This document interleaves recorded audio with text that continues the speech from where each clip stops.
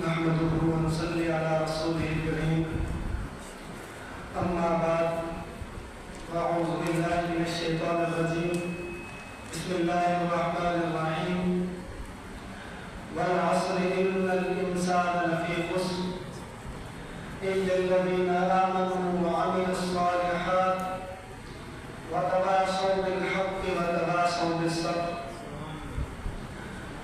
آپ حضرات کے سامنے اللہ رب العزت کی آیات اور بے کتاب قرآن مقدس میں سے سورۃ العصر مبارکہ تلاوت کی ہے، جو کہ الفاظ کے اعتبار سے انتہائی مختصر اور چھوٹی سی صورت ہے، لیکن معنی کے اعتبار سے انتہائی وسیع اور جامع صورت ہے. حضرت امام شافعی رحمہ اللہ فرماتے ہیں کہ اگر اللہ رب العزت لوگوں کی رہنمائی کے لیے پورا قرآن نازل نہ فرماتے بلکہ صرف سورۃ العصر ہی نازل فرما دیتے تو یہ لوگوں کی رہنمائی کے لیے کافی تھی. اتنی جامع اور وسیع صورت ہے.